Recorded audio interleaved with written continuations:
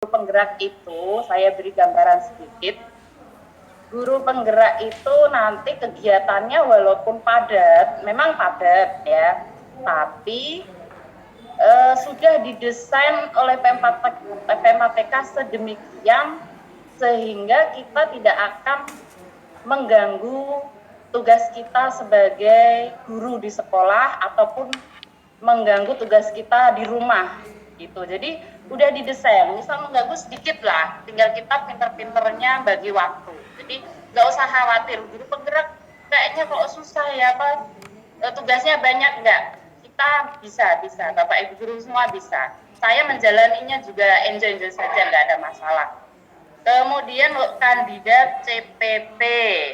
Jadi milih antara pengajar praktik. Oh iya, CPP itu sama kepala sekolah penggerak berbarengan ya. Ini nanti mungkin bisa dijelaskan sama Pak Triyono. Jadi Pak Tri itu kebetulan posisinya dia pengajar praktik. Kemudian motivasi ikut CGP dan PP ya. Motivasi itu kalau kami menganalisa itu ada 3 ya mungkin ya. Yang pertama itu saya dulu waktu pengen ikut itu saya pengen dapat ilmunya dulu. Jadi ilmu ini kan, program ini kan langsung dari Kemdikbud ya Bapak Ibu. Biasanya kalau dari Kemdikbud pusat itu ilmu dan pengalamannya itu lebih gitu loh. Jadi saya sangat bersemangat waktu itu.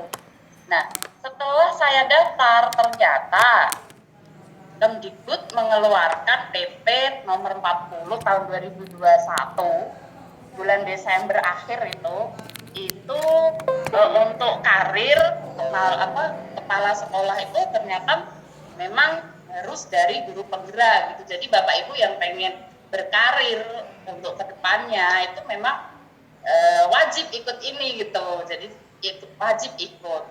Terus saya jadi khawatir nih untuk Bapak Ibu guru yang mungkin saya pengen jadi guru penggerak tapi kok nggak mau jadi kepala sekolah, gimana ya?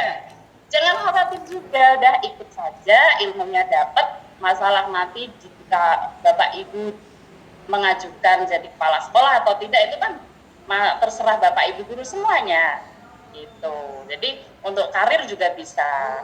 Kemudian untuk material misal material ya tiap lokakarya itu dapat uang saku lah dari situ, dari Kemdikbud situ. Oke, itu untuk motivasi ya. Kemudian lanjut. Nah, sekarang ini nih, alur pendaftaran calon peserta dan calon pengajar praktik guru penggerak. Jadi, ini saya sebagai CGP, calon guru penggerak. Jadi saya ranahnya di guru penggerak saja nih. Nanti yang pengajar praktik biar Pak Triyono ya. Guru penggerak. Jadi nanti ketika Bapak Ibu sudah daftar, berarti ini 1.100 orang ini saya asumsikan sudah di tahap daftar ya. Sudah daftar berarti sudah masuk tahap 1. Tahap 1 Bapak Ibu perlu mengisi CV. Jadi ada 2 langkah, yaitu mengisi CV dan mengunggah dokumen penting. Nah, CV ini ada informasi umum. Informasi umum itu misalnya pengalaman pelatihan, kemudian pengalaman ikut organisasi, menjadi sukarelawan, pengalaman membimbing guru-guru rekan di sekolahan. Nah, itu nanti ceritakan saja semua, diinput aja di situ. Diinput di situ. Nah, tapi yang wajib itu yang CV dan unggah dokumen penting. Yang wajib itu ada 2 aja. Kalau tentang pengalaman pelatihan, organisasi dan lain-lain itu sebenarnya enggak diisi pun enggak apa-apa, cuman di situ ada bobot poin tersendiri. Jadi saya sarankan semuanya diisi. Nah, untuk CV nanti di situ ada contact person. Bapak Ibu usahakan wajib mengisi nomor WA yang aktif dan milik Bapak Ibu sendiri. Karena nanti ketika proses pendaftaran itu nanti kita dihubungi dikontak langsung sama tim pemantau. Jadi kita masing-masing calon itu punya satu pemantau. Memang benar-benar mantau kita. Jadi ada apa-apa kita di WA secara pribadi gitu. Jadi usahakan WA yang dimasukkan itu nomor WA sendiri dan aktif. Kemudian untuk unggah dokumen penting nanti ada 3 jenis. 1 KTP, 2 rekomendasi dari rekam sejawat, sama yang wajib tuh yang dari kepala sekolah itu ya, dari kepala sekolah itu dukungan kepala sekolah. Jadi dokumen penting tuh yang wajib ada 2, KTP sama dukungan kepala sekolah. Nah, yang rekomendasi teman gimana? Itu enggak apa-apa, cuman misal ada itu lebih baik gitu Bapak Ibu. Kemudian ketika mengisi di langkah 1 ini, perhatikan tanda yang ada di samping. Jadi ini ada maksudnya nih. Ini ada tanda abu-abu, pentung kan ya, tanda apa ya, tanda seru. Ini artinya wajib diisi. Yang informasi umum sama dokumen penting ini wajib diisi. Nanti kalau informasi umum dan dokumen penting sudah diisi, nanti akan berubah warnanya menjadi warna hijau Bapak Ibu. Gitu. Jadi kalau ini belum hijau berarti belum. Coba diklik lagi apa yang masih kurang. Nah, untuk yang tanda tanya kuning ini artinya ini sunnah nih, boleh diisi, boleh enggak. Cuma saya sarankan semuanya diisi saja. Jadi ini diinput aja. Yang tanda tanya ini ada pengalaman mengikuti pelatihan, nanti maksimal 3 pelatihan saja yang boleh diinput. Kalau punyanya cuma 1 ya enggak masalah, input aja. Itu ada bobot penilaian tersendiri. Kemudian pengalaman berorganisasi, kemudian pengalaman pendidikan, pengalaman menjadi sukarelawan, misal sukarelawan apa aja, pokoknya di situ dimasukkan aja semuanya. Pengalaman Bapak Ibu selama menjadi guru. Kemudian pengalaman melatih atau mengembangkan orang lain nih, misalnya Bapak Ibu pernah jadi instruktur atau pernah menjadi misal mengembangkan teman sendiri di sekolah IHT gitu juga bisa dimasukkan. Jika sudah, nah sekarang tips nih. Jika sudah mengisi CV, ini kayaknya sebelumnya ada nih. Nah ini tips yang pertama yang tadi, masukkan WA udah ya. Nah ini berkas yang diunggah itu harus tanda tangan asli ya. Jadi ada kepala sekolah kan itu, nah itu jangan pakai scan kepala sekolah, jangan, harus asli. Kenapa ini perlu disampaikan? Mungkin sebelumnya sudah pernah ada yang kayak gitu, jadi tertolak Bapak Ibu. Jadi berkas yang diunggah itu tanda tangannya asli, capnya harus basah. Kemudian format yang sudah disiapkan itu jangan dirubah. Merubahnya boleh hanya pada kolom-kolom yang harus diisi saja. Nah, kemudian ketika mengisi esai, nah ini masuk ke esai nih. Nah, yang banyak Bapak Ibu males ya mungkin ya, malas untuk meneruskan pendaftaran nih di esai. Dulu saya juga gitu, bukan malas, cuma banyak sekali ya ini esai kok saya ketik gak selesai. Saya pernah dulu pengalaman gini Bapak Ibu. Udah saya jawab, udah lumayan banyak kayaknya. Mak saya submit, saya klik kok masih belum cukup. Oh ternyata ada syarat karakter, ada yang minimal 500 huruf, ada yang minimal 2000 huruf. Nah gitu. Jadi esai ini nanti kami berikan tips-tipsnya, yaitu ketika mengisi esai pastikan akses internet stabil. Kemudian ketika mengisi esai menit ke-5 kemudian dan ke-10 itu sistem menyimpan secara otomatis. Nanti setelah menit ke-10 jika Bapak Ibu masih bengong nih, misal dalam 10 menit Bapak Ibu masih mikir belum input apa-apa, itu nanti otomatis sistem akan logout. Nah, dan nanti bisa jadi kalau belum tersimpan bisa hilang. Nah, bagaimana nih solusinya? Nah, solusinya adalah ketika Bapak Ibu membuka halaman esai, pertanyaannya itu di copy, kemudian kita jawab dulu di Word. Jadi kita copy paste di Word Bapak Ibu. Tuh, jadi semua pertanyaan kita copy dulu di Word, terus kita jawab di Word secara offline. Bisa seharian tuh kita jawab bebas karena kita kan nggak online ya. Nah, nanti setelah sudah siap baru kita buka laman pendaftaran lagi, kita tinggal paste saja di situ Bapak Ibu triknya. Kemudian yang ditulis apa sebanyak itu? Kalau dulu saya itu apa yang ada di pikiran saya tulis saja semuanya Bapak Ibu, udah tulis saja semuanya. Yang ada di pikiran tulis aja. Di situ tuh syaratnya cuma ini, nggak boleh plagiat. Syaratnya cuma itu. Jadi nggak ada harus tata bahasa harus benar, terus nggak ada syarat penulisannya harus tepat, nggak ada. Jadi kayak kita curhat aja, tulis saja, ngetik terus yang ada di pikiran kita tulis saja. Nah, nanti tiba-tiba malah melebihi 5.000 karakter itu kemarin saya gitu. Itu triknya kayak gitu. Jadi tulis saja apa yang ada di kepala kita.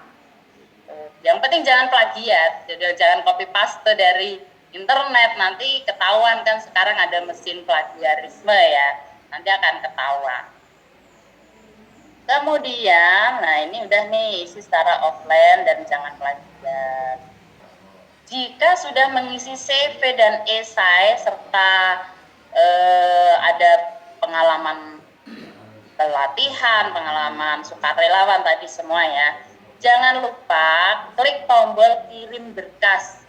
Nah, ini yang biasanya terjadi itu seperti ini. Jadi CV sudah centang hijau, misal ini coba tadi. Jadi ini informasi umum sudah centang hijau, dokumen penting sudah centang hijau.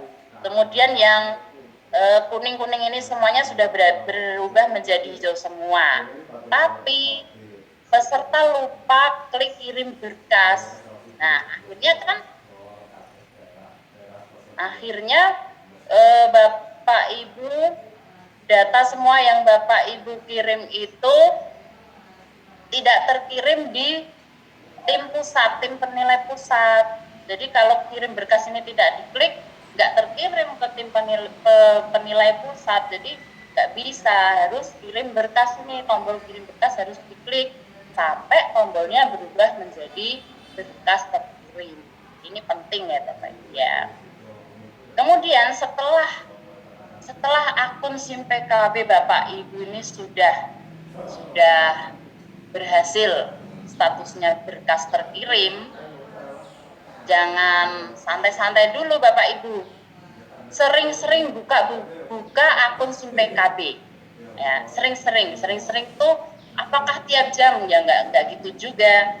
Sering-sering tuh paling enggak 1 hari sekali lah buka akun SIM PKB. Karena apa? Nah, setelah Bapak Ibu kirim berkas, nanti tim penilai pusat kan akan memverval nih, diverifikasi dan validasi. Jika memang ada berkas yang kurang sesuai, misal ini kok tanda tangannya kayaknya pakai scan, nah itu mungkin nanti bisa direvisi. Jadi tim penilai memberikan kita kesempatan untuk merevisi berkas kita dengan waktu 3 kali 24 jam. Jadi ada waktu 3 hari. Jadi sering-sering buka SIM PKB untuk mengupdate info-info tadi Bapak Ibu. Nah, setelah sudah, nanti tinggal nunggu pengumuman lulus tahap 1. Oke, sekarang kalau sudah dapat pengumuman nih dari dinas yang lolos tahap 1, nanti namanya di-share dulu gitu di Pati. Di-share, oh ternyata saya lolos tahap 1. Nah, apa selanjutnya? Setelah lulus tahap 1, kita masuk ke tahap 2 Bapak Ibu. Tahap 2 itu ada 2 langkah juga. Jadi nanti langkah pertama itu simulasi mengajar sama Yang kedua wawancara. Simulasi mengajar, coba kita klik yang sudah saya siapkan. Simulasi mengajar. Oke. Tips simulasi mengajar. Jadi nanti pada simulasi mengajar kita disuruh mengunggah RPP dulu. Jadi RPP-nya kayaknya disarankan nggak perlu panjang-panjang, pakai yang RPP 1-2 halaman itu saja udah bagus, padat, dan simulasi mengajar kita nanti durasinya juga cuma sedikit, yaitu 10-15 menit. Nah, nanti ketika simulasi mengajar bisa ditekankan pada ini Bapak Ibu, penggunaan bahasa yang baik ketika membuka pelajaran, ketika menutup pelajaran, dan kita walaupun nggak ada murid, jadi seolah-olah tuh kita interaksi sama murid gitu Bapak Ibu, itu penilaiannya tinggi tuh kayaknya kalau kita pas simulasi kayak gitu. Jika sudah unggah RPP, kita tadi kan suruh unggah RPP ya. Kalau kita udah unggah RPP, nanti akan aktif nih di sini di langkah 2 ini. Oh, ini langkah 2 esai ya. Ini di sebelah esai ini nanti akan aktif kotak di sini, kalau nggak salah warnanya biru. Di sini nanti akan muncul jadwal simulasi mengajarnya kapan. Jadwal itu ada tanggal, ada hari, sama sesi keberapa. Tuh. Bisa, dulu saya dapatnya itu pas siang jam 11 atas. Ada yang dapatnya sore juga ada Bapak Ibu. Tuh. Kemudian selain jadwal kita akan diberikan juga tautan Google Meet. Jadi nanti kita simulasi mengajarnya di Google Meet itu kita akan ketemu dengan 2 penilai di sana. Ada 2 penilai. Dulu penilai saya dari Makassar, dari luar Jawa semua. Ada 2 penilai, sama dikasih juga nomor kontak tim pemantau. Nah, tim pemantau ini manfaatnya adalah nanti kita boleh tanya-tanya langsung pada tim pemantau ini. Bahkan tim pemantau ini nanti langsung hubungin kita langsung dijabri nih, dikasih tahu tentang jadwal, diingatkan dan sebagainya. Kemudian lagi ketika simulasi mengajar nanti Bapak Ibu tidak perlu menyiapkan siswa, tidak perlu, karena kita mengajarnya cuma di depan 2 tim penilai itu saja di Meet. Yang mungkin perlu kita siapkan adalah proyektor atau papan tulis, boleh, dulu saya pakai papan tulis saja juga bisa, kemudian spidol, penghapus, dan lain-lain. Itu saja yang perlu kita siapkan, jadi nggak ada siswanya, kita pas ngajar nggak ada siswanya. Nah, ini tips ketika simulasi mengajar akan bertemu dengan tim penilai, tadi udah. Kemudian ketika simulasi mengajar usahakan menggunakan bahasa yang baik dan benar dalam pembukaan dan penutup, dan dibuat seolah-olah ada interaksi dengan siswa walaupun di depan kita nggak ada siswa gitu. Terus coba lanjut. Nah, setelah simulasi selesai, nanti kita selanjutnya akan mendapatkan jadwal tes wawancara. Ini tes terakhir nih, wawancara ini. Untuk wawancara berlangsung kayaknya 90 menit sampai 120 menit.